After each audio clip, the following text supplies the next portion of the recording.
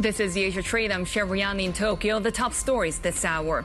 A positive lead-in for Asia as late dip buying helps the S&P 500 to a fifth straight gain. Investors now bracing for a deluge of corporate earnings and economic data for insights on the trade war impact. The Trump team standing firm on China tariffs, the Treasury Secretary saying it's up to Beijing to make the first move toward de-escalation. And the trade war is hanging over Canada's election as voters decide whether to return Mark Carney's Liberals or hand power to Conservative leader Pierre Poilievre. This is a setup across Asia. Japan away on holiday, so we might see some thin trading, but we have seen the Japanese yen rise overnight. Of course, we continue to watch those currencies as the trade negotiations continue. We have seen Chinese economic policymakers come out with measures to support exporters. We saw the offshore yuan now getting to the highest level in about 3 weeks. On the other side of that trade, we also had the U.S. dollar slump. Take a look at how U.S. futures are setting up, because in the overnight session, we had that broad pressure for the greenback. We continue to hear from analysts, including from JP Morgan, saying that a second wave of dollar pressure could be coming. Remember, we fell to the 15-month low when it came to the U.S. dollar. Another thing that we're watching at this moment is the Amazon Kuiper satellite launch, and this is happening after a nearly 3-week delay. Amazon and United Launch Alliance again launching or preparing to launch that first batch of full-scale satellites of Amazon's Project Kuiper broadband internet network. The launch is now currently happening from Cape Canaveral Space Force Station in Florida. This is really a part of an effort to catch up with SpaceX's Starlink satellite broadband network. They already have more than 7,000 satellites in orbit and 5 million subscribers. The first attempt for Amazon was scrubbed earlier in the month. We had some weather concerns, but the Project Kuiper broadband internet network is now currently being launched by Amazon and United Launch Alliance from Space Launch Complex 41 at Cape Canaveral Space Force Station in Florida. Vehicle is now 1/2 its liftoff weight. Max Q passing through maximum dynamic pressure. Coming up on SRB burnout. And we have good indication of SRB burnout. We continue to watch Amazon's Project Kuiper launching a few dozen satellites. We have seen that some of these delays in the launch could have jeopardized their ability to meet that government deadline to have over 1,600 satellites in orbit by next summer, not to mention, of course, that effort to catch up with SpaceX's Starlink satellite broadband network could have also fallen behind. We have seen a slow pace of production combined with rocket launch delays. That could mean that Amazon will likely have to seek an extension from the Federal Communications Commission. Right now, this launch happening after a 3-week delay already.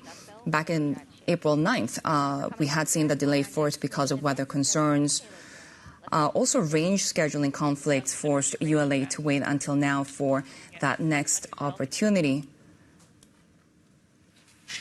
Now, this Internet from Space venture struggling to ramp up production, but right now, at least for today, we have seen that launch actually take place for the Kuiper broadband internet network. And we continue to follow the latest on the trade developments. U.S. Treasury Secretary Scott Bessent says it's up to Beijing to take the first step in de-escalating the tariff fight with the U.S. Speaking with CNBC, Bessent also hinted at a potential escalation if China doesn't act. Let's bring in our White House reporter, Skylar Woodhouse. Skylar, really conflicting reports when it comes to just communication happening at all between Beijing and Washington. I mean, Beijing has again denied that there were any negotiations ongoing. What's Secretary Bessent saying now? Yes, to your point, there's a lot of back and forth right now and still a lot of confusion on sort of where exactly the talks stand. I mean, I think, the White House, from the president to his cabinet members have made it pretty clear that they are sort of waiting for Trump to make the first step here. For President Xi to make the first step here in terms of, sort of kicking off these trade talks. President Trump, has truthed and done posts about waiting for a phone call from President Xi. From what we've heard in terms of the latest, the two have not had that phone call yet. We're sort of on like phone call watch right now, trying to see when that phone call could finally happen. But Bessent today, he's saying that the ball is in China's court, and they would like to see them sort of engage more on these trade talks. Americans have been pretty unhappy with President Trump's economic policies. Could a tax cut actually help here? How soon could we see the tax bill being passed? Yeah, I mean, when you start talking about taxes and tax cuts, that's something you have heard from both sides of the aisle, Republicans, Democrats, always trying to do tax cuts to bring more money to sort of taxpayers' pockets. So it's one of those issues where you hear it all of the time, that, oh, we're going to pass this sweeping tax cuts bill, but it's still, at the end of the day, one of those things that you don't really know what it's going to look like until it actually happens. So what we saw today from Bessent on his July 4th deadline to try and get something across the finish line, I mean, we'll see what happens, but usually these talks are something that are constantly ongoing. And as we know with taxes, it's easier said than done to really sort of bring those that relief to taxpayers. Bloomberg White House reporter Skylar Woodhouse there, as we are also getting an alert on the Bloomberg that President Trump is set to modify tariffs on foreign autos. This according to the Wall Street Journal. Remember, we have seen those 25% tariffs on car makers around the world. Right now, we're hearing from media reports that President Trump is set to modify these tariffs on foreign autos. Investors are awaiting also a slew of corporate earnings and economic data for insights on the impact of President Trump's tariff war. Garfield Reynolds, who leads our Markets Live Asia coverage, joins us now. And Garf, we have seen really markets move on headlines just the past few months. Could we see it going back to fundamentals and reflecting some of these earning results that we might get this week, especially from big tech? Well, I mean, the key question here is how much are the headline generating political news, how much of that is having an impact on fundamentals? And so far we've had a lot of so-called soft data that's shown that consumer confidence dropping. Overnight we had the Dallas Fed manufacturing survey cratering with respondents there talking about chaos and insanity introduced by President Trump's tariff policies. There were concerns even from those business people who were welcoming the overall thrust of Trump's policies, but saying it looks like it's going to be a longer and harder path to get there.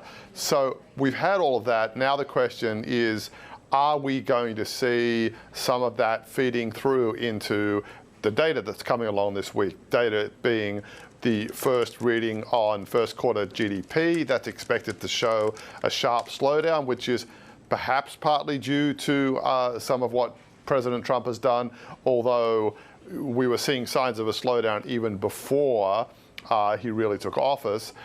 And in particular, what's going on with inflation. We will get the PCE deflator reading, which is what the Fed focuses most on. And of course, we also get jobs data where we're looking out for, is there any DOGE impact? Is there an impact at all from the crackdown on immigration, which is likely to reduce the supply of workers? What's going on with wages? So those are some of the issues that investors will be looking at, along with the latest tariff headlines, such as the one that's just out on reports that President Trump is considering ameliorating somehow the levies imposed on foreign cars. Yeah, that would definitely make a big difference for automakers. But as we continue to just digest all of the tariff headlines, JP Morgan now saying that the Trump administration is undermining the U.S. exceptionalism that we have seen really for the last couple of years. Are we going to continue to see this renewed bout of weakness on the greenback? Well, that seems well nigh a certainty, especially over the longer term. When you look at, apart from anything else, a lot of Trump's apparent aims call for a weaker dollar, not necessarily a weak dollar, but not a dollar that is strong as we have kind of been accustomed to, as you say, for the last 2-3 years, because the dollar's strength over recent decades is touted as being one of the reasons why US manufacturing has suffered so badly. So you've got that overall push. We don't like the dollar to be too strong. You also have the hostility to the global trading system. That's put a lot of people offside. It's raised a lot of concerns that the center of volatility is the US. Part of the reason why the US dollar was seen as being a haven amid turmoil is that it was seen as being a place where you could go and be sure of what you were going to get. Now, it's the last place you want to go if you want to get certainty, because just look at what's happened just now. We've got reports that Trump may be considering changes to the automobile tariffs from the Wall Street Journal. I can remember at least 2 or 3 occasions when the Wall Street Journal has reported that Trump is considering X, or that there are discussions within the government on a particular matter, and President Trump will come out an hour later and say the Wall Street Journal has got it wrong again. So it's very hard to rely on anything that's coming out about America, even from the president himself. That is going to encourage a weaker dollar over the long term, both because of what that does to investor concerns, also because the uncertainty means you have to expect weaker growth in a country where businesses find it very hard to make decisions. Garfield Reynolds, who leads our Markets Live Asia coverage there, of course, with all of the potential impact of this ongoing trade war, and Canada's campaign for the elections that are being held also been dominated by Donald Trump and his tariffs. Canadians voting on whether to back their new Prime Minister Mark Carney and extend the Liberal Party's decade in power or hand control to the Conservatives and their populist leader Pierre Poilievre. Let's go live to Toronto Bureau Chief Melissa Shin. Melissa, so it's really been about who is a leader that can push back against Donald Trump. Tell us a little bit about what's been top of mind for Canadians. You're absolutely right. Donald Trump has been really a main focus within the election campaign here in Canada. The tariffs, as well as his threats to make Canada the 51st state. In fact, earlier today, he posted on Truth Social once again that Canada should be the 51st state, saying that there should be no more artificially drawn line from many years ago. And this is on election day that he's making this statement. So these threats and taunts have really brought together the Canadian population, created a lot of patriotism, and really shaped the messaging and the platforms of the candidates. Issues such as diversifying trade, protecting domestic industries from tariffs, and military spending have really featured as major issues. As you mentioned, the 2 main candidates are Mark Carney, current Prime Minister, as well as the former Bank of England and Bank of Canada governor, and the populist lifelong politician Pierre Poilievre, who has been a lawmaker since 2004. Pierre Poilievre and the Conservatives argue that it is time for a change. As you mentioned, it has been 10 years that the Liberals have been in power, and during that time, housing affordability has really become a major issue, and competitiveness and productivity have also been a challenge, and that all predates the tariffs. Meanwhile, Mark Carney is arguing that he is a steady hand, an experienced hand in a crisis. So, generally speaking, we're seeing that the Conservatives are emphasizing that the private sector would be the driver of economic growth, whereas the platform for the Liberals is showing that it would more be government that could make that change happen. Is this election sort of going to be a model for other world leaders to position domestically against President Trump and how they deal with the tariff war? Why should the world watch this election? Yeah, absolutely. A very good question. This is the first major economy to go to the polls after April 2nd, so-called Liberation Day. And I think it's really a chance for people to see how Trump's isolationist policies will have an effect on other parts of the world. We have seen in Europe that standing up to Trump has produced a bump in the polls for PM Starmer in the UK, as well as President Macron in France. So here in Canada, it seemed almost certain that the center-left government, the incumbents, were going to lose this election at the beginning of the year until the taunts and the tariff threats started coming from President Trump. And so really there was this sort of reversal of fortune as the Western democracies began their backlash against these threats from Trump. So it will be interesting to see, there are people here in Canada, many voters are feeling this existential threat as to whether or not, is Canada a country or not. And they feel that that issue is more important than some of the affordability things. But then you also have folks who are finding it difficult to pay the bills, and they see these issues as a distraction from what really matters. Bloomberg's Melissa Sheehan there with the latest from Canada's election, and subscribers can also turn to the Bloomberg for more on this. Go to TLIV Go to get commentary and analysis from our expert editors. Spanish Prime Minister Pedro Sanchez is warning of a long night ahead after Spain and Portugal were hit by a massive power outage. It remains unclear what caused the blackout. Bloomberg's Portugal Bureau Chief João Lima joins us now from Lisbon. So what do we know at this point? Has power been fully restored so far? Hi. So power has been restored to large parts of Spain and Portugal, including parts of the capitals, Madrid and Lisbon, but it's still not been fully restored. It's still an ongoing process. And an executive at the Portuguese grid operator was explaining earlier how this has to be a very gradual, slow process to prevent further disruptions. So it's still going to take several hours. The governments of both countries have called on people to be careful to avoid the unnecessary use of electricity as this process of gradually reestablishing power supply continues, and we're going to see the process continue over the next few hours. Just to give you an idea, the blackout happened at about midday on Monday, so it's been about 12 hours so far. This is such an exceptional situation. And I think the first thing that you think is, was it a cyber attack? Or even if it was just an overload of the grid, could it happen anywhere else in the world? Do we know at this point what caused the blackout? At the moment, there's no clear explanation. No one's identified the specific reason of what caused the blackout. It is, like you said, highly unusual to have a blackout of this scale. And so far, the only information about what caused the crisis was a comment from the Spanish grid operator, Red Eléctrica. They said the blackout was a result of what they called oscillation. It suggests kind of a disruption in the grid's frequency or voltage, which is key to keep stability in the grid.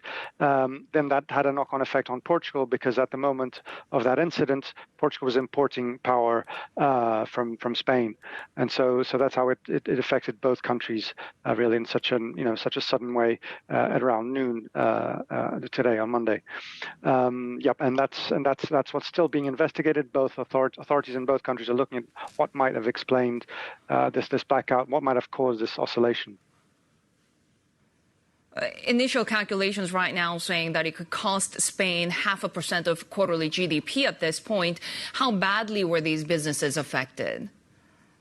It really rippled through the economy, the cities, the population was really affected. It was quite remarkable how this one incident really had this widespread effect. Trains were affected, traffic lights stopped working, flights were disrupted, phone services were also affected. So it had a huge effect just on day-to-day life of commuters, but also larger businesses. In Spain, several oil refineries had to be halted because of this incident, and I've mentioned also the airlines and so on. And it'll probably be a gradual process for everything to resume back to normal. So yeah, definitely a very big impact in a very short period of time. Portugal Bureau Chief João Lima there joining us from Lisbon. We have more ahead. This is Bloomberg.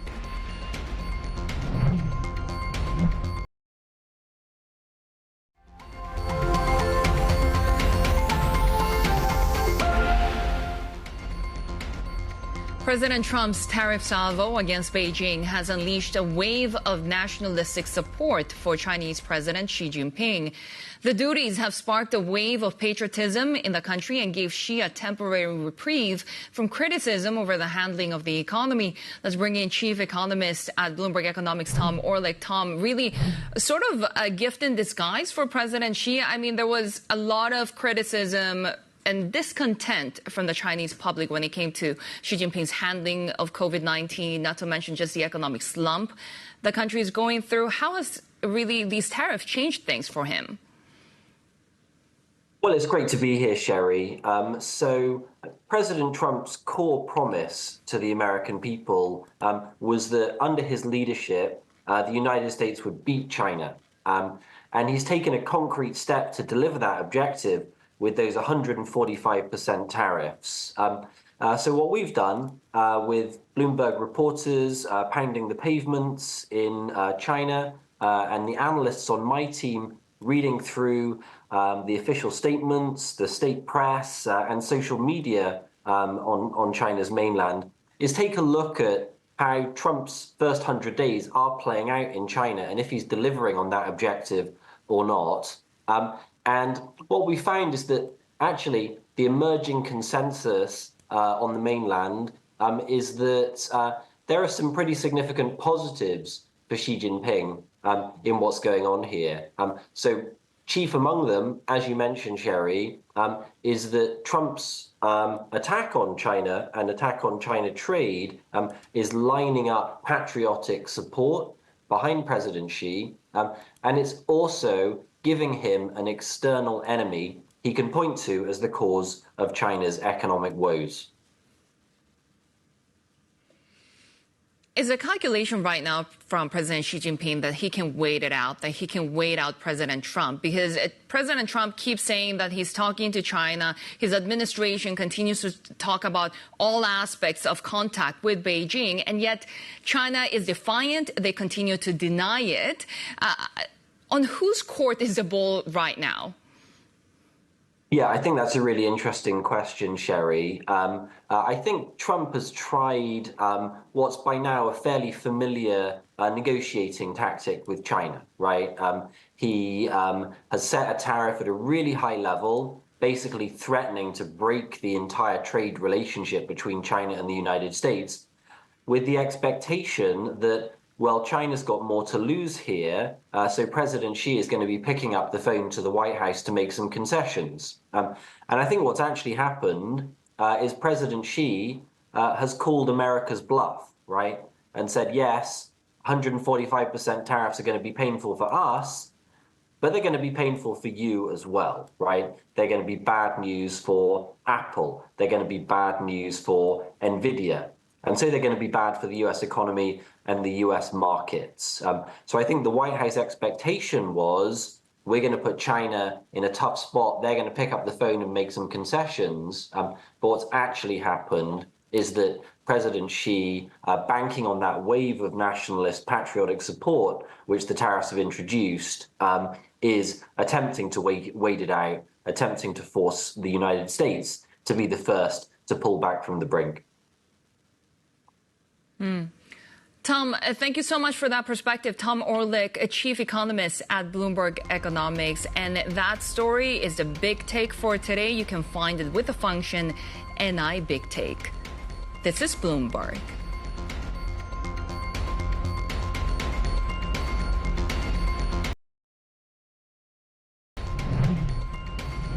Take a look at U.S. futures early in the Asia trading session, looking pretty flat after a late-day rebound on Wall Street. We saw a wave of dip buying with the S&P 500 seeing its longest advance since November. This is Bloomberg.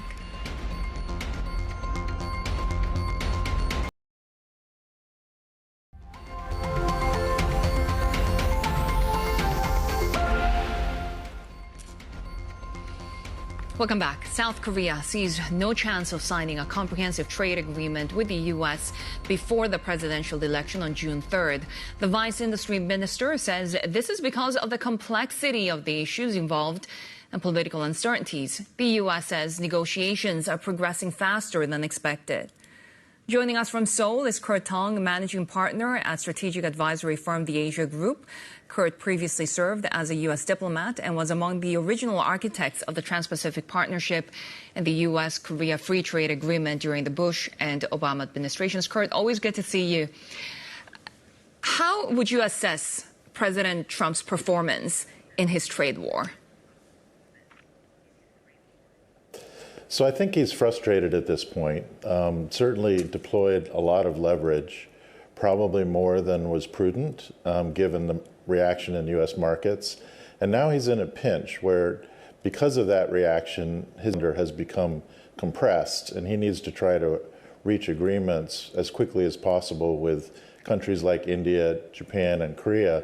But it's complicated, and each of these other countries has their own political calendars to deal with. Japan, for example, has an election coming in July. Korea has an election coming much sooner than that, and a new presidency will be sworn in just a couple months from now. And so that building around that will be very difficult to achieve the results on the kind of schedule, compressed schedule that the president seeks. Not to mention that these trade agreements take years.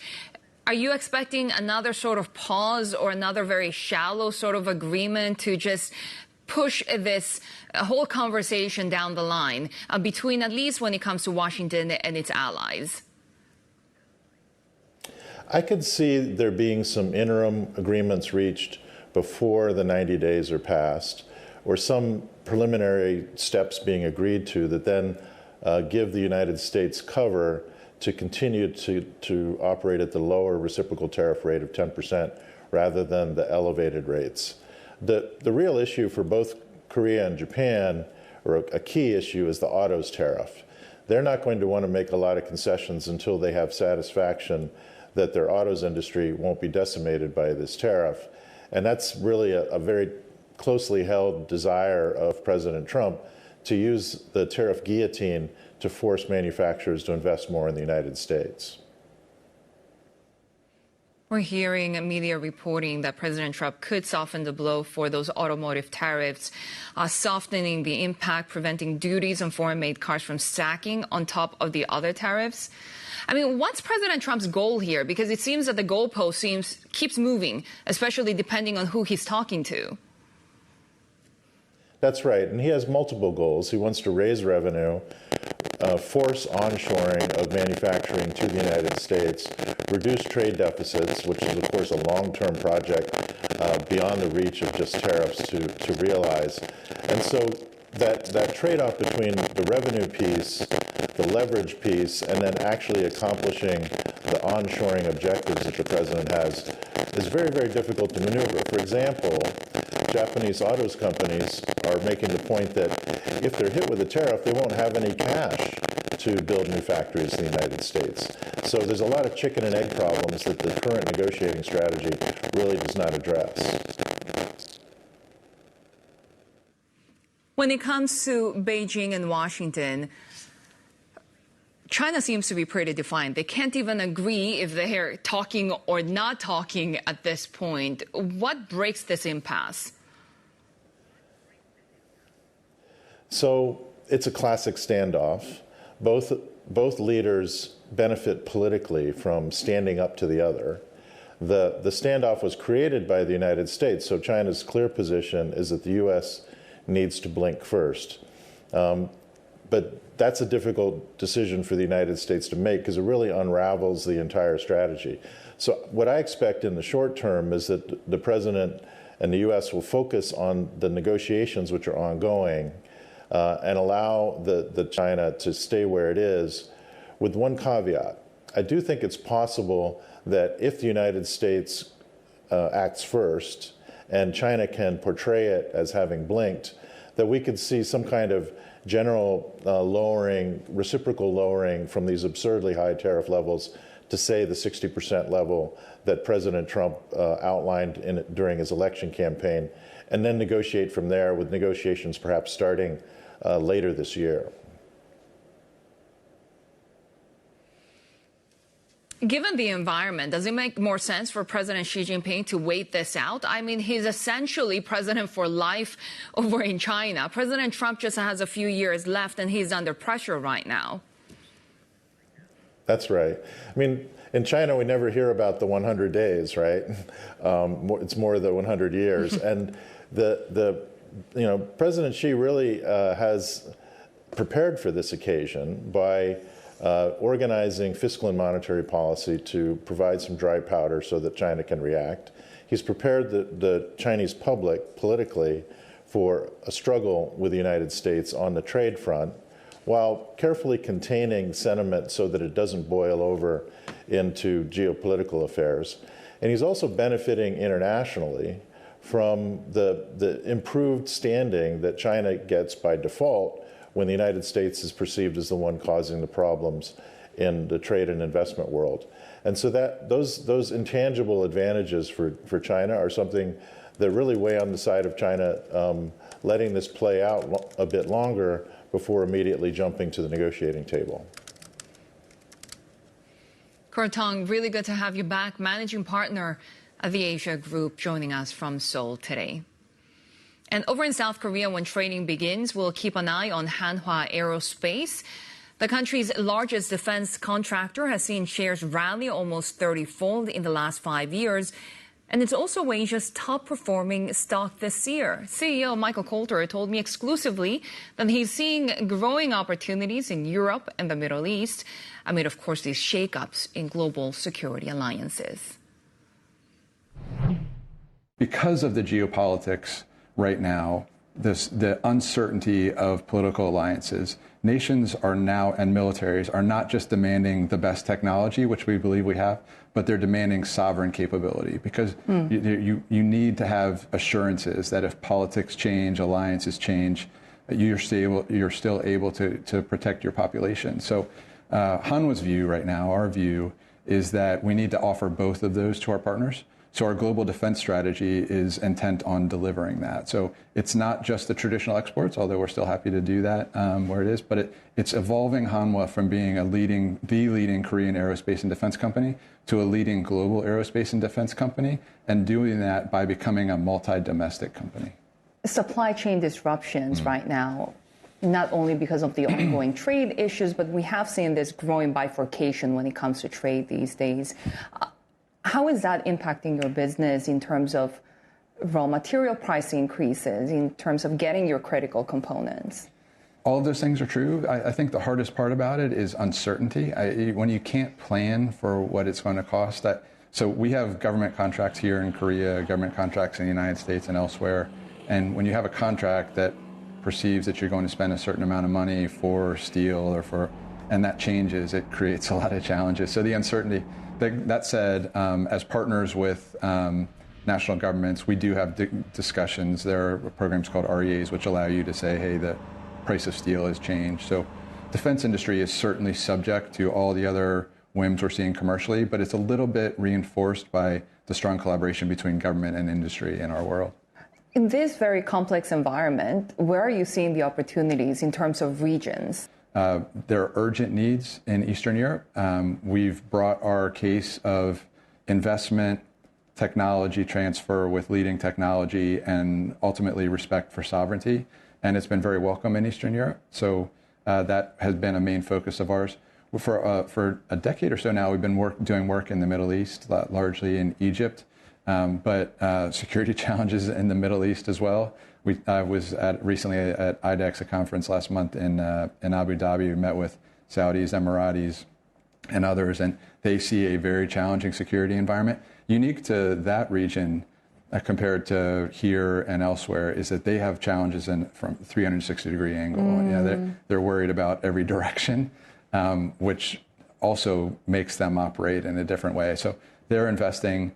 But as you would expect, in the Middle East, they are very focused on sovereignty. So we're in discussions both in Saudi and UAE right now about programs that will create capacity in the Middle East that addresses sovereign, but also helps address those security threats. And then obviously— That sovereign would mean producing locally and sourcing that locally. Yes.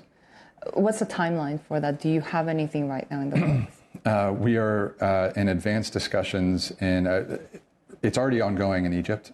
So I'm very proud of the relationship we have with the Egyptian government. Given the security challenges, I would say Saudi and UAE are a main focus of ours right now. We're in deep discussions with both markets, and I would expect us to be present locally there this year. I would have thought that Western Europe was largely a closed market even 3 or 4 months ago.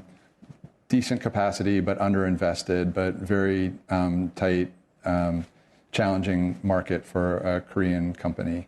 World events have changed that. I think in Western Europe, they're very focused on sovereign capacity, but they will be focused on that. So we're talking with various partners in Western Europe right now about what that might mean. A lot of these investments will, of course, need funding. Yes. The recent announcement of the share sale of Hanwha Aerospace has been very controversial domestically. Some people have said that that really hurts minority shareholders. How do you respond to that? So we very much respect that. We've since that was done, you're aware that we've reshaped that a little bit. We spent a lot of time talking to shareholders. At the end of the day, the business case is so strong. We have done this as a company several times in the past where we've taken bets and they have paid off for the investors. So we are telling investors the same story now. Yes, there's a potential for a slight dilution in the near term, but look at our track record, look at the market opportunity. And we've walked everybody through, just as I am with you, where we're making the investments and the return on those investments from a business standpoint, and it ultimately is a very strong business case. Hanwha Aerospace Global Defense President and CEO Michael Coulter there. And coming up on the Asia trade, Amazon blasts its first batch of production satellites toward low Earth orbit on a United Launch Alliance rocket. An update on the mission next. This is Bloomberg.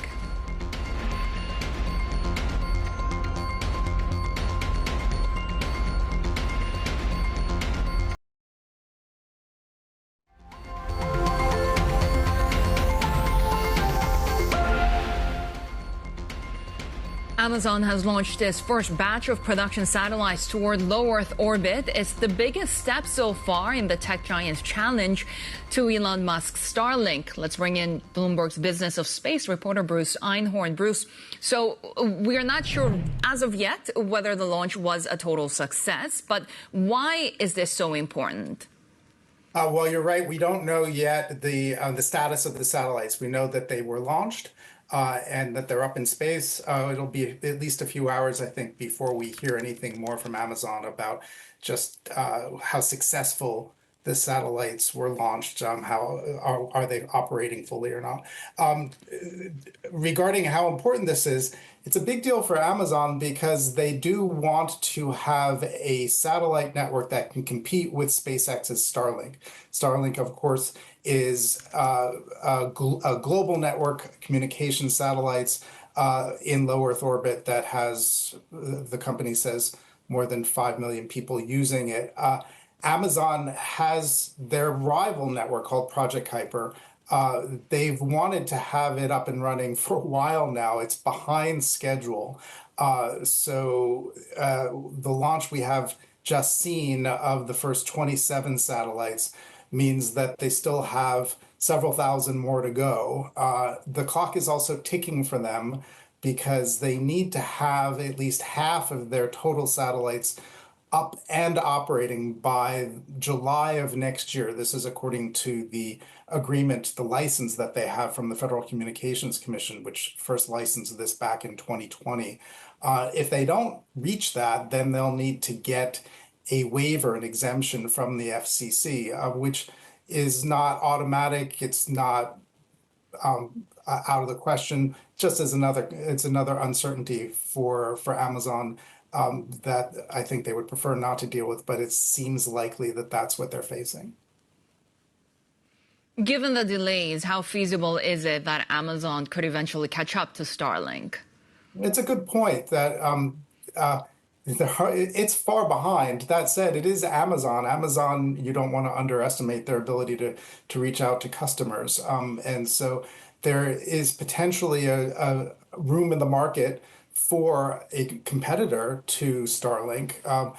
As we've seen over the last few months, even though Starlink is very successful globally, there's also a lot of concern in many places about the role that Elon Musk has played in the Trump administration, about the potential monopoly that SpaceX has in all sorts of things related to space. There is interest in having alternatives to Starlink. And so that does create an opening for Amazon. The question is just how quickly can they get their satellites up to take advantage of that opening. Bloomberg's Business of Space reporter Bruce Einhorn there with the latest on Amazon's launch. Now, one of the biggest buzzwords at the ongoing Shanghai Auto Show, besides tariffs, has been EV safety. That's after a fatal crash of a Xiaomi car led to a nationwide uproar. Our chief North Asia correspondent Stephen Engel took to a test track in Shanghai, where the world's biggest EV battery maker, CATL, is striving to make charging not only faster and more efficient, but safer. CATL likes to think of itself as doing sort of the dirty work of building electric vehicles, not only where the rubber meets the road, but where the charge is put into the chassis. CATL's so-called skateboards are a modular cell-to-chassis product that integrate the battery cells under the floorboards with the chassis, engine, drivetrain, and other modules. CATL's many car brand customers then build out their own flashy bodies on top. And this stripped down and top off skateboard skeleton is not just for show. It rips on the test track. Our test drive took place just as CATL touted it can now offer 520 kilometers or 323 miles of range from an industry best just 5 minutes of charging time. Total game changer, because with that technology and then the infrastructure that follows behind it, range anxiety should be a thing of the past. CATL has more than 1/3 of the world's EV battery manufacturing capacity. They can scale it. Analysts say this will be the year in China when EVs finally outsell internal combustion engine passenger cars for the first time. But tragedy also has recently accompanied that rapid growth. In late March, a Xiaomi SU7 traveling at high speed on an expressway with self-driving reportedly switched on plowed into a concrete wall and caught fire, killing 3 people. The Xiaomi accident really put the focus on EV safety, not only with autonomous driving, but with battery safety. This is the CATL first generation of the skateboard chassis. Underneath are the batteries. The next generation, called the Bedrock, is promising at least 120 kilometers an hour. Frontal impact will not cause a fire or explosion, also known as thermal runaway. Greater oversight, safety will become a priority for a lot of these companies. They're all talking about it here. I think the problem with the way the self-driving technology features have been sold is it's caused people to think that they could be less attentive to the way the car is actually performing. You still need to monitor the car. Putting the onus on battery makers, too, to make sure such a high-impact thermal event won't lead to a fire. For one, it's championing advancements in less combustible sodium-ion batteries, which CATL says are ready for commercialization. While this reporter is ready for perhaps just one more spin around the track. Stephen Engel, Bloomberg News, Shanghai.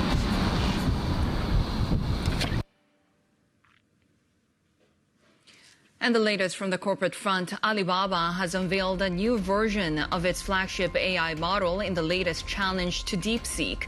The Chinese tech giant says its Qwen 3 series of models rivals DeepSeek's performance on math and coding while significantly cutting deployment costs. It uses a so-called mixture of experts technique that breaks down tasks in smaller parts. Sony is said to be considering spinning off its semiconductor unit. This marks the PlayStation maker's latest effort to streamline its business and focus on entertainment. The move would allow the chip business to make faster decisions and raise funds. Sony is considering distributing the bulk of its holding in the chip business to shareholders and may retain a minority holding after a spin-off. S&P Global Ratings says it's no longer considering cutting Boeing's debt to junk status in the latest sign of a turnaround for the struggling aircraft maker. It says Boeing appears on track to recover from strike-driven production halts last year and persistent manufacturing quality problems. S&P currently assigns Boeing a BBB- rating, one step above junk status. We have more ahead on the Asia trade. This is Bloomberg.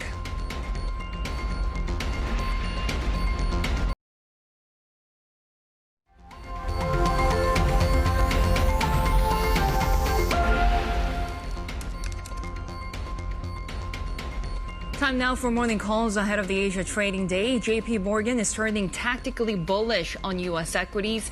They see tailwinds, including big tech earnings and trade deal announcements, helping lift stocks after the recent rout. The trading desk sees the S&P 500 trading between the 5,200 and 5,800 level, veering on positive trade headlines and worries about a recession.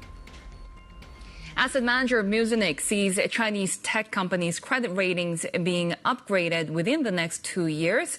The company says there's real innovation happening in the space, bolstered by DeepSeek's breakthrough AI technology and Beijing's supportive stance. Their outlook underscores investor confidence in the sector, but is somewhat in contrast to muddied sentiment triggered by Trump's tariff war.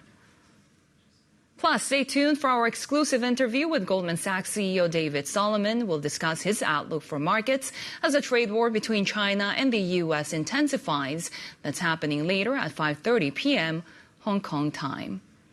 And checking on some of the stocks that we'll be watching when trading gets underway in Korea, Japan, and Australia. Keep an eye on Woodside Energy after Bloomberg learned it's in talks with the overseas unit of Kuwait Petroleum on selling a stake in its proposed LNG export project in the U.S. Fortescue also reaffirmed its iron ore shipments forecast for the year.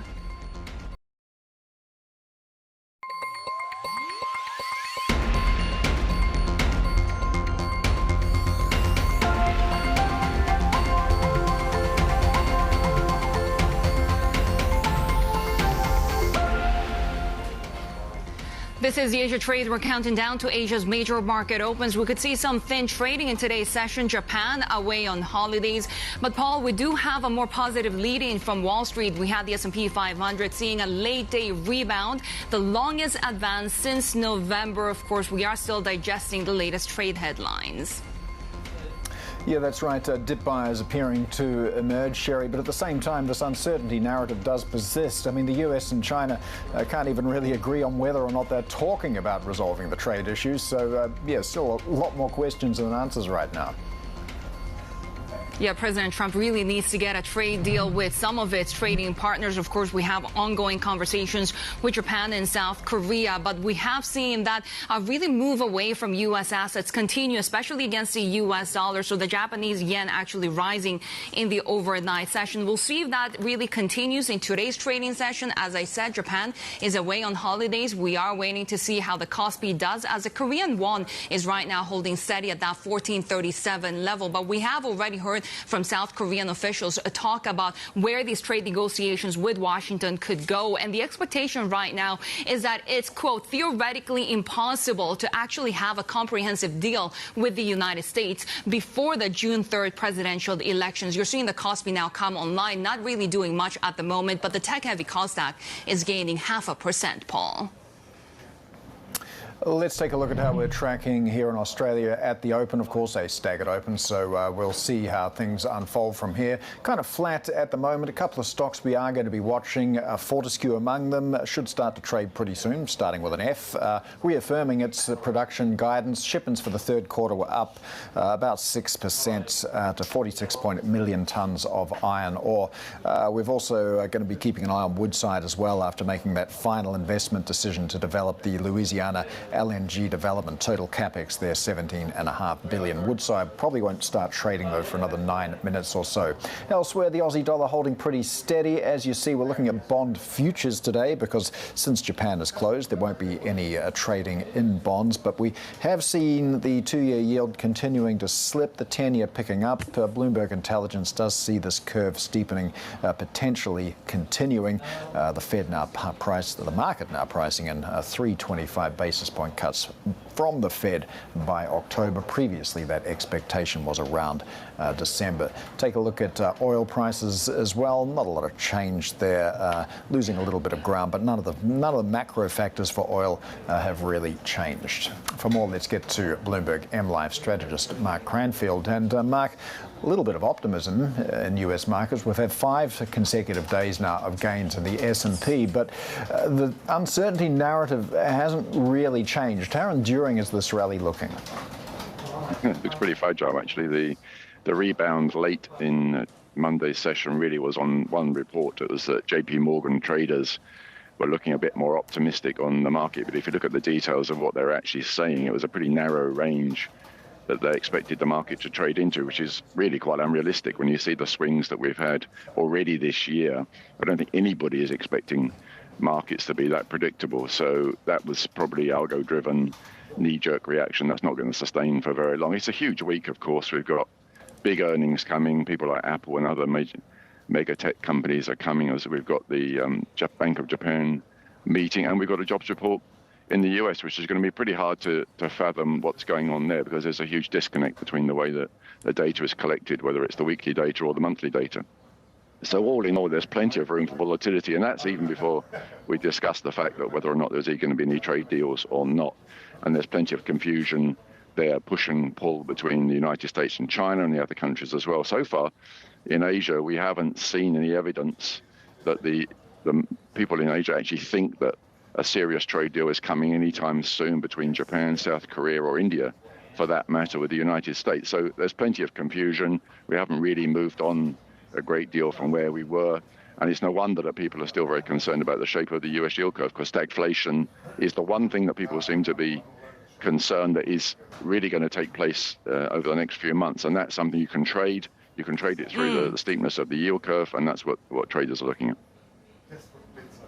And the issue is that we do, as you mentioned, have these big tech earnings coming up. But trading on fundamentals, does that even make sense at this point when there's so much uncertainty even for these businesses, given these trade headlines?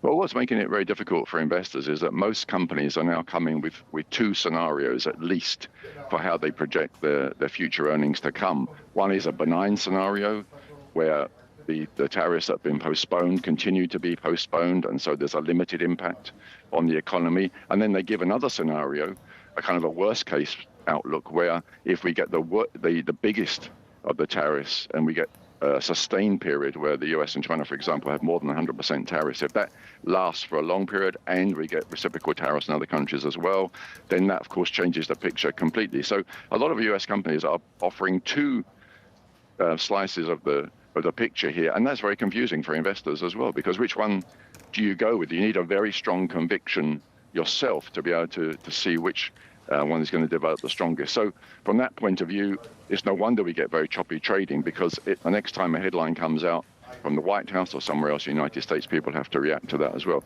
So building a medium-term outlook is going to be extremely difficult for portfolio managers.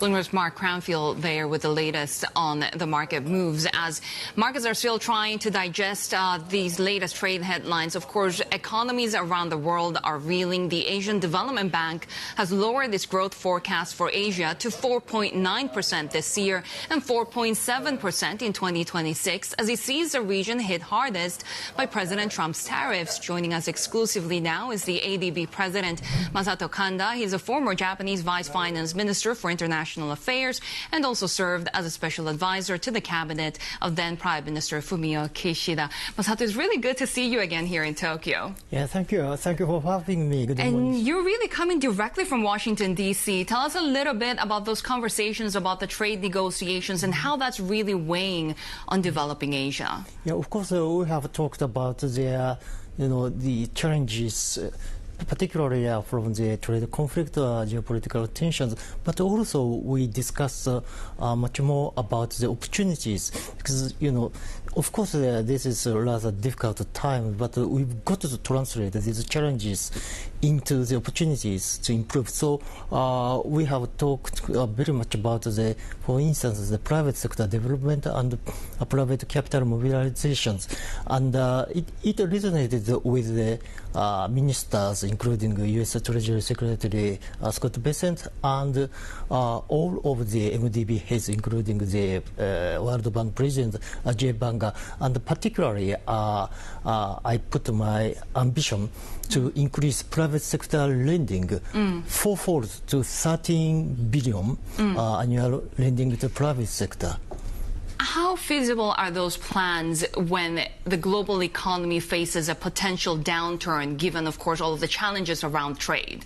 Yeah, of course, this is challenging time, but this is a great opportunity to make more resilience and this, building the enabling environment for private sector to invest. For instance, through the very good policies, including the deregulations or even the privatization and capital market development and regional cooperation, the connectivity, all of them we can support. Do you see the potential and risk of a downturn globally? Of course, we are very much vigilant because, as you mentioned, the Asian economies are rather exposed to the global market. So through not only the trade, but also the financial capital market, by the decreased confidence, or the rather weak sentiment.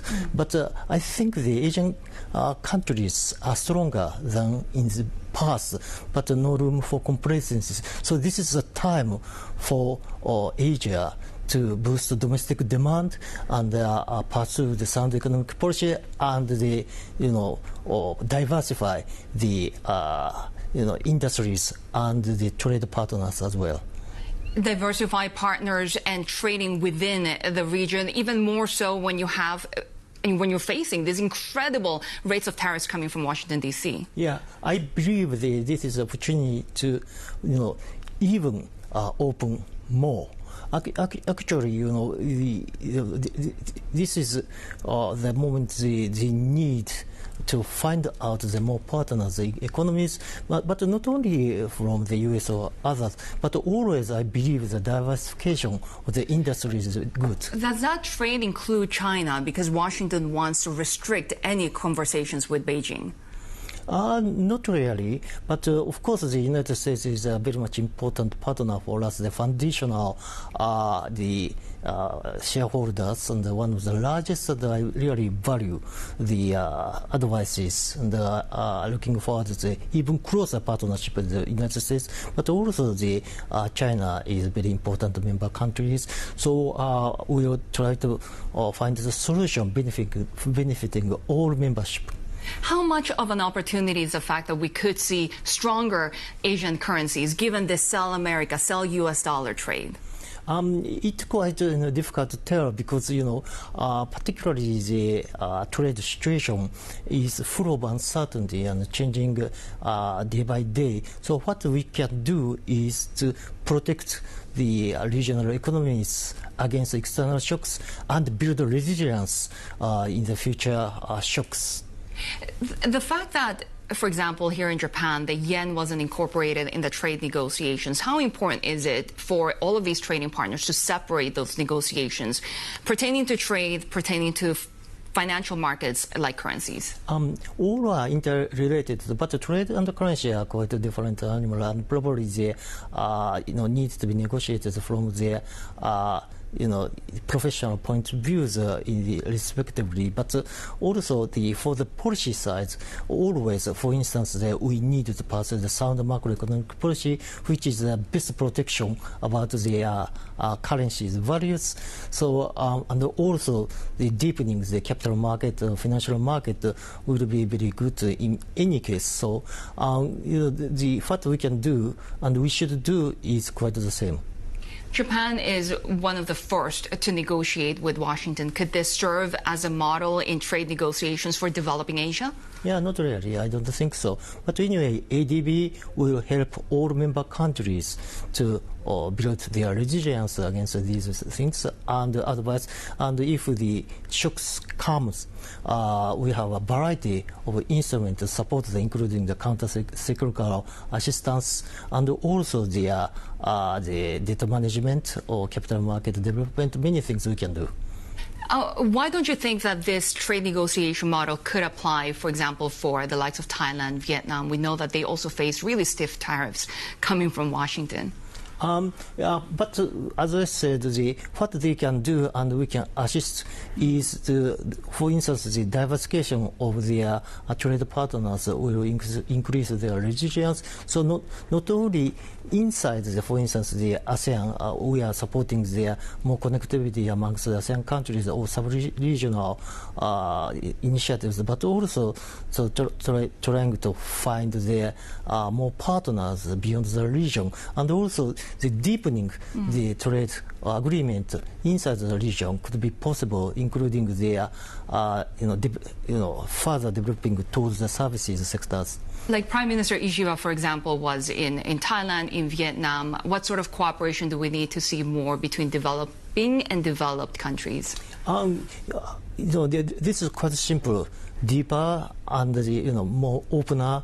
So in terms of the products, it could be broadened, including the services sectors, and also the level of protection could be lowered further. So there are many things we can do, but it quite depends on the specific situations.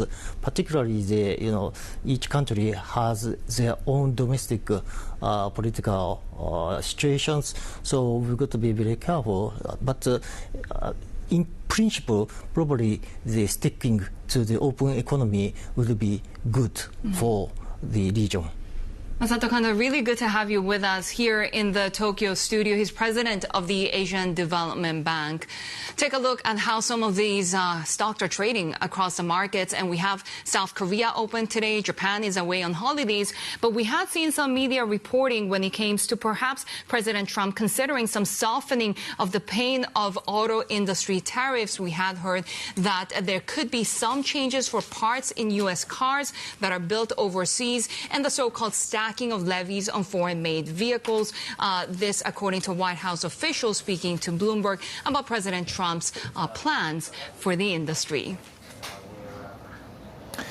Well, let's take a look at Fortescue here in Australia, gaining 1.6% at the moment, reaffirming production guidance for the rest of the year between 190 and 200 million tonnes. Fortescue is, of course, a pure play iron ore miner, and its biggest customer by far is China, so a bit of a vote of confidence going on here. Shipments for the third quarter up 6% to 46.1 million tonnes.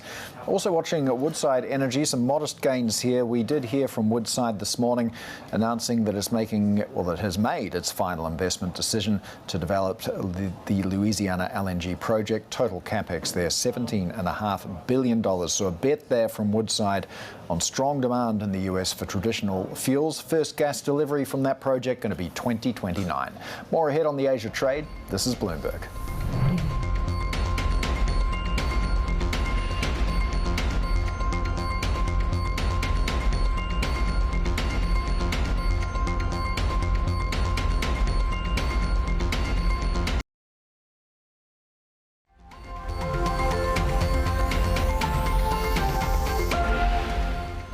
I think it could be as early as this week or next week. Vice President Vance was in India last week, and negotiations are coming along quite well with them.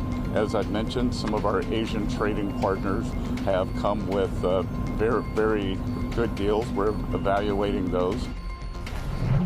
That's US Treasury Secretary Scott Bessent there on tariff negotiations with Asian trading partners.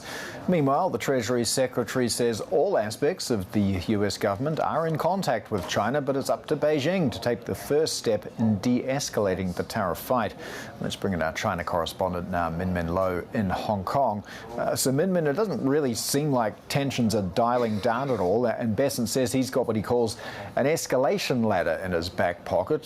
What could he possibly mean by that? Yeah, so Bessent is once again dangling the threat of escalation after the U.S. previously claimed that 145% would be the maximum tariff. Now he says an escalation could look like a trade embargo. And he says it is up to China now to make the first move to de-escalate given the trade imbalance, given that China sells 5 times as much to the U.S. as the other way around. And once again, he reiterated that those tariffs are unsustainable, but it looks like both sides are waiting for the other side to move first, because from the Chinese side, we heard the foreign minister saying at the foreign ministers summit of BRICS countries in Brazil that for any country to compromise and to stay silent, the bully will only advance and demand even more. And that doesn't sound like a posture of de-escalation to me. And China also categorically denied that both sides are having any trade talks and denied that President Xi and Trump are speaking, as Trump had claimed in a recent Time magazine interview. Although Scott Bessent said that officials on both sides had met at the IMF World Bank summit in Washington. He said to discuss financial stability, although he did not indicate that trade negotiations came up. And for now, he says the U.S. is putting aside China for now while it focuses on trade talks with other countries. So in terms of timeline, it doesn't seem like this is going to be happening anytime soon.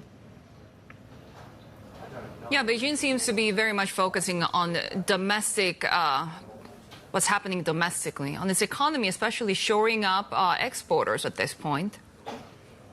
That's right. So yesterday, Beijing held a combined press conference with various ministries, and the focus there was about helping all these exporters that are hit by the tariffs. And some of these measures include, for example, guiding banks to give out loans to small and medium trading houses, as well as special credit tools to help exporters of large equipment, and also helping these firms to diversify to other markets and making it lower cost for them to sell to China by lowering the cost of rent and streaming. For example, you also have the Ministry of Human Resources there at the press briefing acknowledging that the impact of tariffs had hit some companies that are struggling. It's causing job losses, and the ministry says that it will be focusing on helping people to upskill. It will be focusing on creating jobs for the low income. And this comes as the Politburo had vowed to create an emergency plan to counter against shocks, and once again had reiterated its confidence at reaching that around 5% growth this year. Bloomberg China correspondent Min Lo there. We have more ahead on the Asia trade. This is Bloomberg.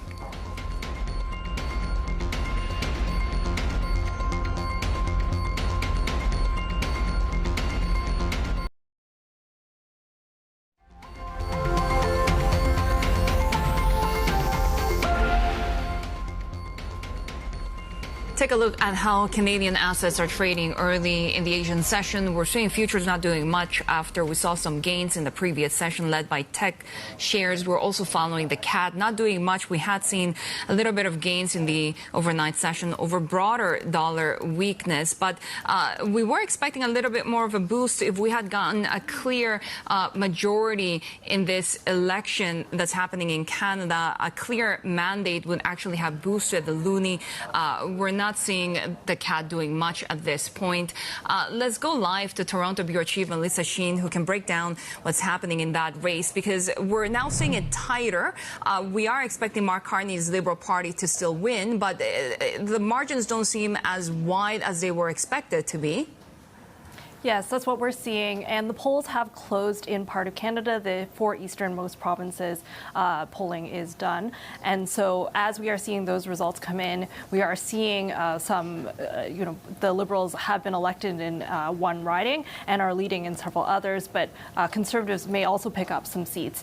And, we were just over, one of our reporters was at the Conservative headquarters and heard some loud cheers because the Atlantic provinces have been a Liberal stronghold. And the polling was showing quite a strong standing for them. And so seeing Conservatives picking up potentially some seats there is certainly something that they would be celebrating. But as you mentioned, a majority government is what will sort of keep markets steady. We are not expecting too much reaction, as you said, if there is a majority of either conservative or liberal. However, a minority government would create some uncertainty and therefore some potential negative results for the markets. So what have been the central issues for voters this election? Yes, well, U.S. President Donald Trump's taunts to make Canada the 51st state, as well as tariffs put on Canadian imports, have been really a loomed large for the Canadian public. Even this morning, President Trump posted on Truth Social that Canada should become the 51st state. And so Canadians are really having, many of them are seeing this as a central issue, seeing an existential threat to the country, whereas others are very concerned about the cost of living, the expenses that they're seeing, inflation, et cetera. And, they're seeing what's happening in the U.S. and the taunts to Canada as a distraction from the issues that really matter to them.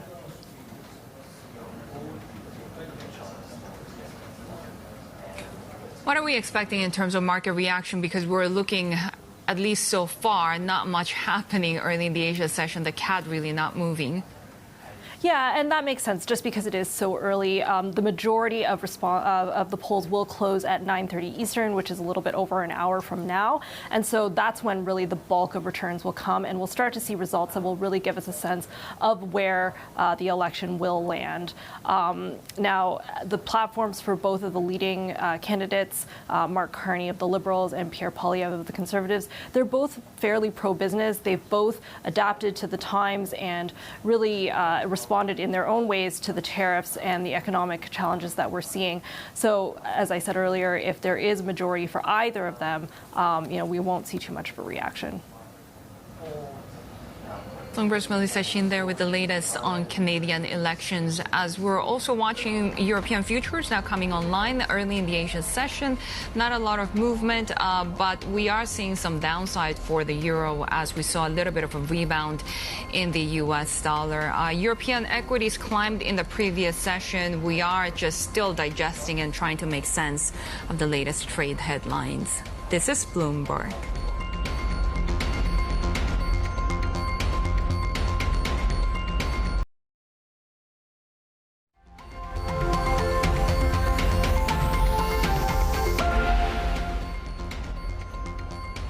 Take a look at how markets are trading across Asia right now. Japan away on holidays, the Kospi losing 0.2%, despite the positive lead-in that we got from U.S. stocks rebounding in late-day trading. We saw a wave of dip buying for the S&P 500. We're seeing the ASX 200, though, gaining about 0.5%. We're still digesting some media reports that President Trump is considering softening the pain for the auto industry when it comes to those 25% tariffs. S&P futures not doing much at the moment.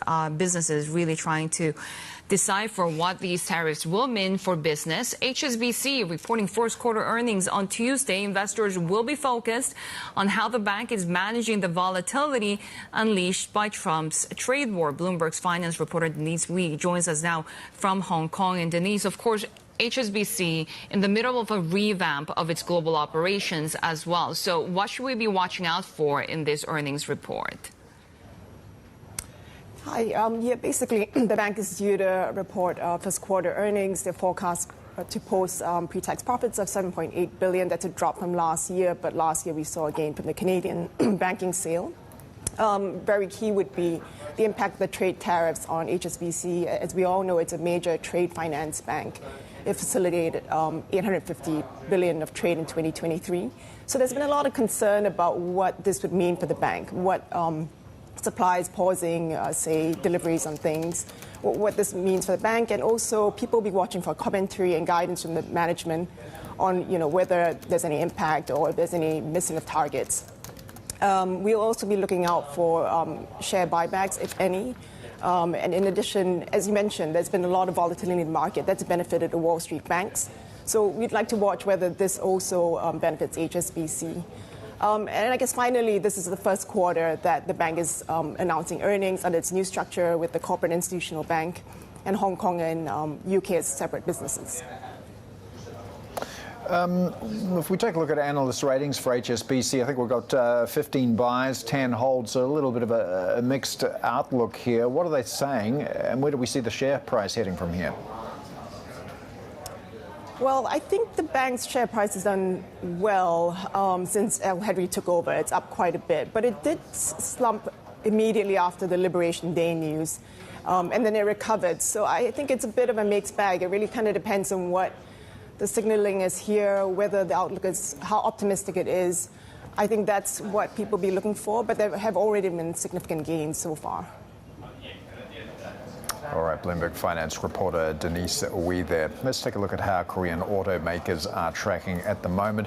President Trump has suggested, well, there might be something to blunt the pain for automakers in terms of tariffs and the effect on the auto industry. We've got changes for parts in US cars that are built overseas as well. For more, let's get to our White House reporter, Skylar Woodhouse. Skylar, what more do we know about this? Yeah, I mean, this move, I would say, isn't the most surprising. I mean, the president, with all of these tariff talks, he's sort of, started at full force, and then he's walked it back. I mean, we've seen this, obviously, with the 90-day tariff pause. So I think this is just a really interesting sort of turning point in this tariff saga. I mean, the president has said throughout these talks as well that sort of the end result, I guess, wouldn't be as intense as folks might have thought, and that it might be a little bit more conservative.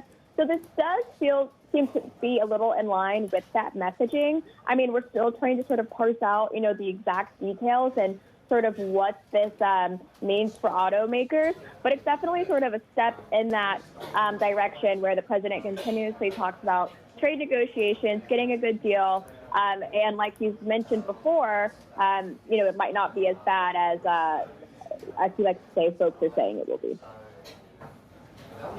Skylar, President Trump's approval ratings are down. Businesses are really hounding him on these tariffs. How much pressure is he under right now? I mean, to be the president of the United States is always a lot of pressure, but he definitely is in a position where obviously, the financial markets, not just in the U.S., but really all around the world, have sort of been all over the place, and he's having to navigate that. His team is having to navigate that. I mean, obviously, when you can say one thing, but when it really starts to sort of, I guess, disrupt financial markets, relationships with other countries, definitely, can create some pressure that his administration himself are going to have to address as they move forward with this sort of America First policy agenda. All right, White House reporter Skylar Woodhouse there.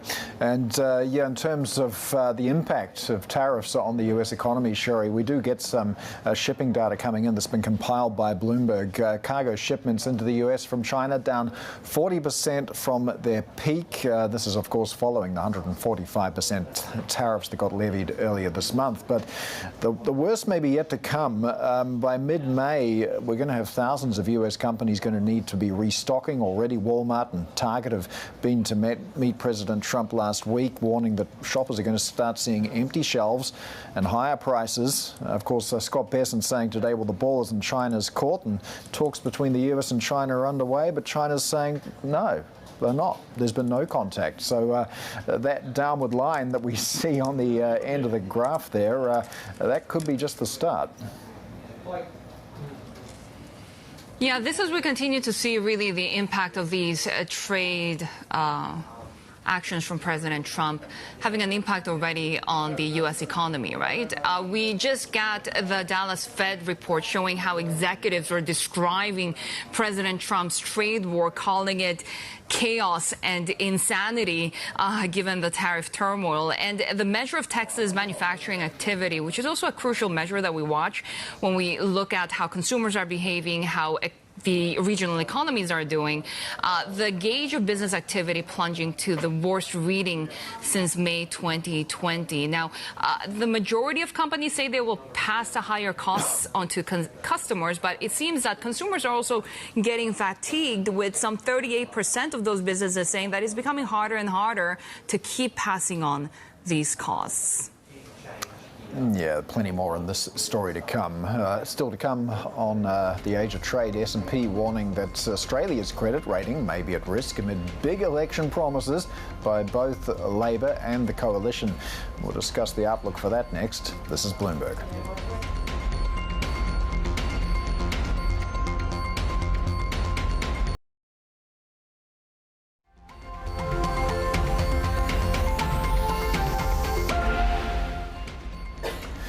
S&P Global Ratings has warned that Australia's AAA sovereign credit rating may be at risk if election campaign pledges result in larger structural deficits, debt and interest costs.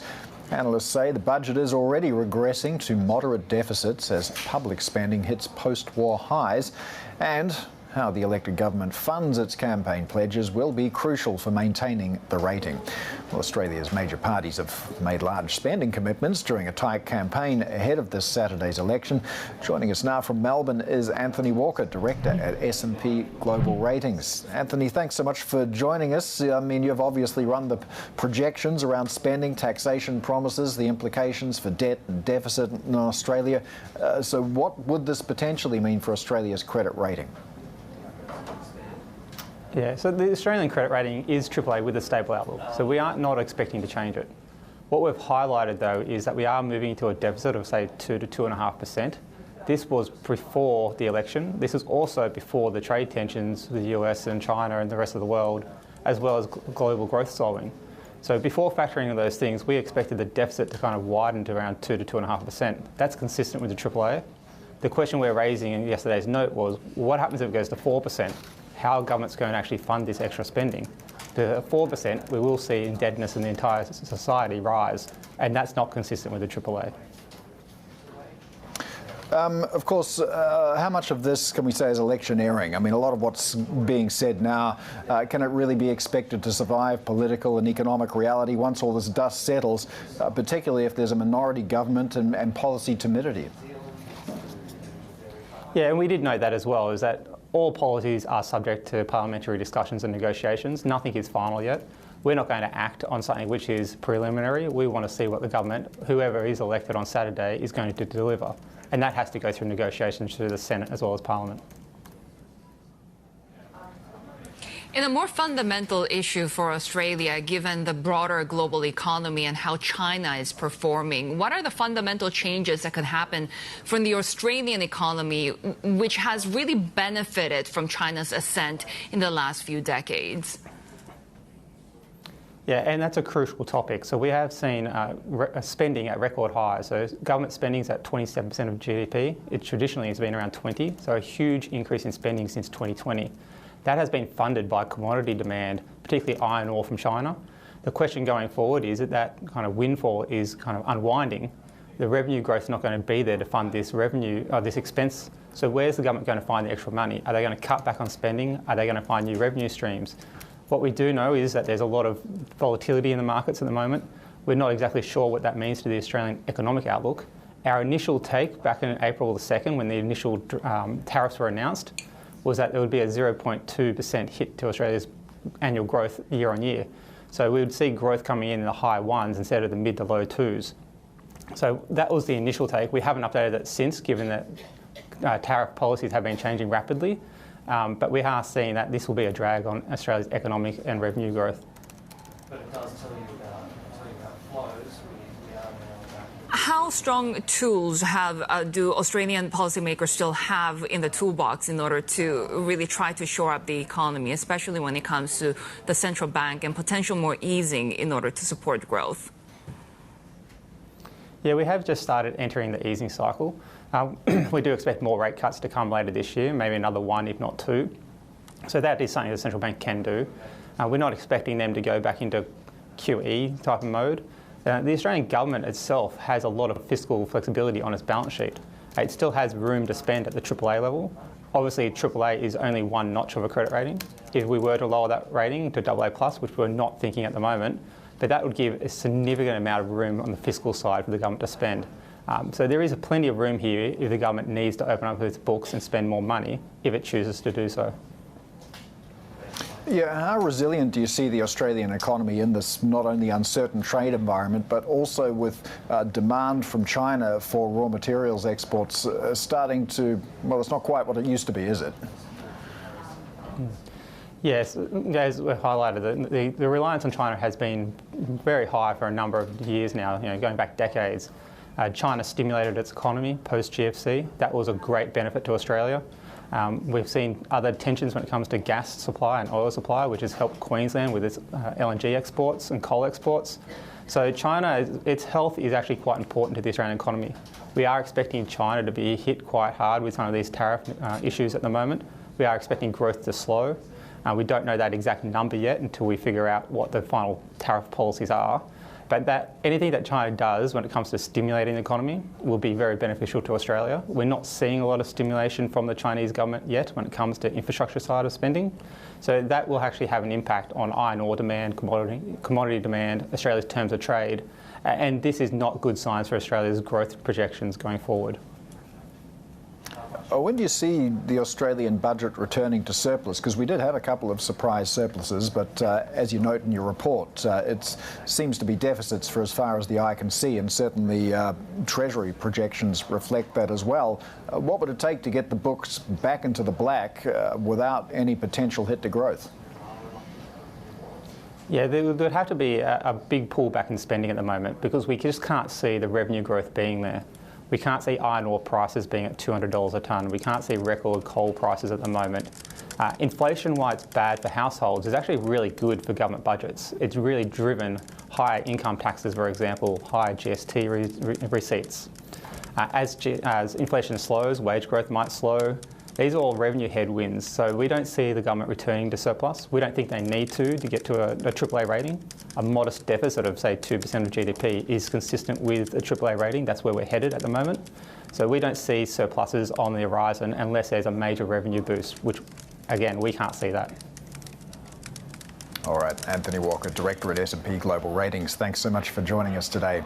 We've got more ahead, well, more on Australia ahead. That's every Tuesday, 11:40 a.m. if you're watching in Sydney.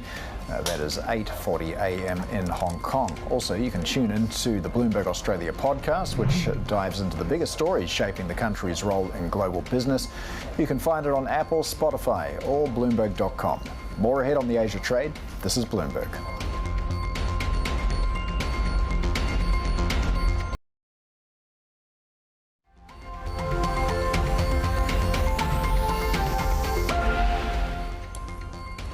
Big moves for Hanwha Ocean at the moment, losing more than 10% after local media reports that a state bank is seeking to sell a stake in a block deal. State lender Korea Development Bank owns almost 20% of a stake in Hanwha Ocean. And Hanwha Aerospace is South Korea's largest defense contractor. It's seen shares rally almost 30-fold in the last 5 years. And it's also Asia's top-performing stock this year, despite the pressure of about 3% in today's session. CEO Michael Coulter told me exclusively that he's seeing growing opportunities in Europe and the Middle East amid shakeups in global security alliances. Because of the geopolitics right now, the uncertainty of political alliances, nations are now, and militaries are not just demanding the best technology, which we believe we have, but they're demanding sovereign capability because you need to have assurances that if politics change, alliances change, you're still able to protect your population. So Hanwha's view right now, our view, is that we need to offer both of those to our partners. So our global defense strategy is intent on delivering that. So it's not just the traditional exports, although we're still happy to do that where it is, but it's evolving Hanwha from being the leading Korean aerospace and defense company to a leading global aerospace and defense company, and doing that by becoming a multi-domestic company. Supply chain disruptions right now, not only because of the ongoing trade issues, but we have seen this growing bifurcation when it comes to trade these days. How is that impacting your business in terms of raw material price increases in terms of getting your critical components? All of those things are true. I think the hardest part about it is uncertainty. When you can't plan for what it's going to cost. So we have government contracts here in Korea, government contracts in the United States and elsewhere. And when you have a contract that perceives that you're going to spend a certain amount of money for steel and that changes, it creates a lot of challenges. So the uncertainty. That said, as partners with national governments, we do have discussions. There are programs called REAs, which allow you to say, hey, the price of steel has changed. So defense industry is certainly subject to all the other whims we're seeing commercially, but it's a little bit reinforced by the strong collaboration between government and industry in our world. In this very complex environment, where are you seeing the opportunities in terms of regions? There are urgent needs in Eastern Europe. We've brought our case of investment, technology transfer with leading technology, and ultimately respect for sovereignty. And it's been very welcome in Eastern Europe. So that has been a main focus of ours. For a decade or so now, we've been doing work in the Middle East, largely in Egypt, but security challenges in the Middle East as well. I was recently at IDEX, a conference last month in Abu Dhabi. We met with Saudis, Emiratis, and others, and they see a very challenging security environment. Unique to that region, compared to here and elsewhere, is that they have challenges from 360-degree angle. They're worried about every direction, which also makes them operate in a different way. So they're investing, but as you would expect, in the Middle East, they are very focused on sovereignty. So we're in discussions both in Saudi and UAE right now about programs that will create capacity in the Middle East that addresses sovereign, but also helps address those security threats. And then obviously, that sovereign would mean producing locally and sourcing that locally. Yes. What's the timeline for that? Do you have anything right now in the works? We are in advanced discussions, and it's already ongoing in Egypt.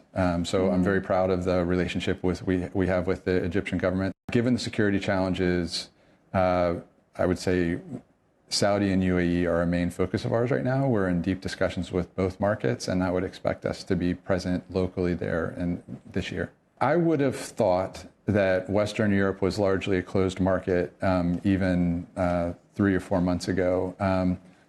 Decent capacity, but underinvested, but very tight, challenging market for a Korean company. World events have changed that. I think in Western Europe, they're very focused on sovereign capacity, but they will be focused on that. So we're talking with various partners in Western Europe right now about what that might mean. A lot of these investments will, of course, need funding. Yes. The recent announcement of the share sale of Hanwha Aerospace has been very controversial domestically. Some people have said that really hurts minority shareholders. How do you respond to that? So we very much respect that. We've since that was done, you're aware that we've reshaped that a little bit. We spent a lot of time talking to shareholders. At the end of the day, the business case is so strong. We have done this as a company several times in the past where we've taken bets and they have paid off for the investors. So we are telling investors the same story now. Yes, there's a potential for a slight dilution in the near term, but look at our track record, look at the market opportunity. And we've walked everybody through, just as I am with you, where we're making the investments and the return on those investments from a business standpoint, and it ultimately is a very strong business case. Hanwha Aerospace CEO Michael Coulter there speaking with Shery in Seoul. Let's get to some other corporate stories that we're following.